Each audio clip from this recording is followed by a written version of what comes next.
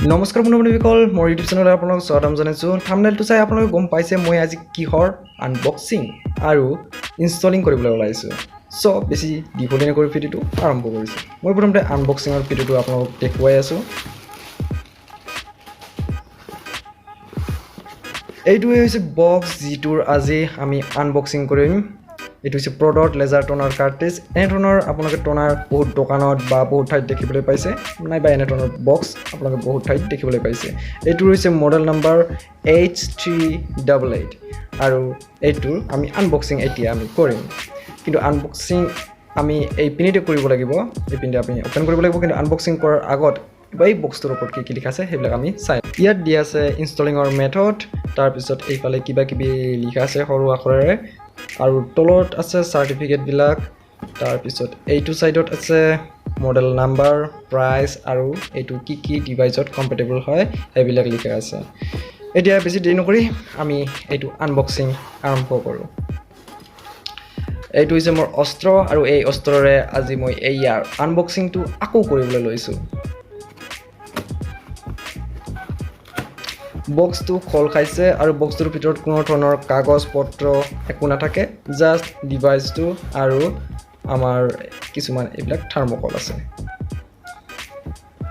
ভালদৰে পেক কৰি দিছে কিন্তু আমি পেকটো খুলিবটো লাগিবই কাৰণ আপোনালোকক দেখুৱাব লাগিব ইয়াত কি আছে আৰু এইটো কি বস্তু হয় এইটো ক'ত ইউজ হয় এইবিলাক থাৰ্মোকল নিচিনা কিবা দিছে বস্তুটো আমাৰ ভালদৰে আহিবৰ কাৰণে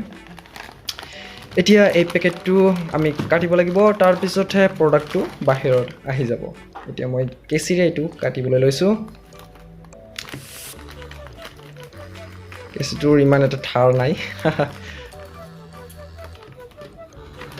কেচিৰে কটা হৈছে আৰু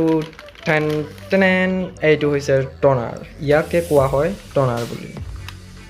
আৰু ইয়াৰ মই চাৰিওপিনৰ পৰা এটা ভিউ আপোনালোকক দেখাই দিছোঁ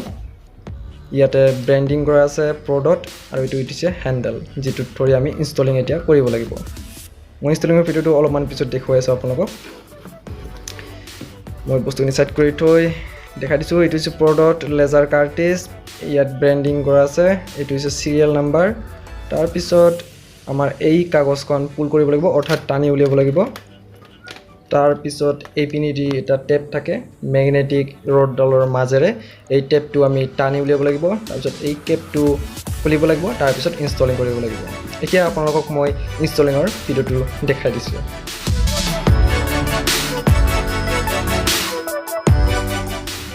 ঠিক আছে ইনষ্টলিং কৰাৰ আগত দুটামান আমি টিপছ কৰিব লাগিব এইখিনি মই আপোনালোকক ষ্টেপ বাই ষ্টেপ দেখাই দি আছো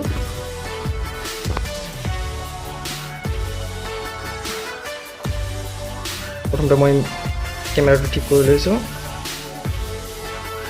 ঠিক আছে এতিয়া মই আপোনালোকক দেখাই দিছোঁ এই কাগজখন প্ৰথমে আমি টানি উলিয়াব লাগিব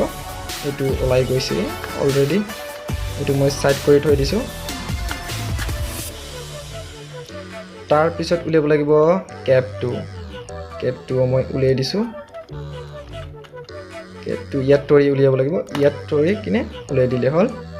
এইটো মই সাইড কৰি ৰাখি দিছোঁ এতিয়া হৈছে টেপটো যেটো আমাৰ ম্যাগনেটিক এডাল পিটৰ ৰড থাকে এইটোৰ মাজেৰে এই টেপটো আমাৰ প্ৰটেকচনৰ কাৰণে থাকে এইটো মই টানি লৈছোঁ বহুত টান হয়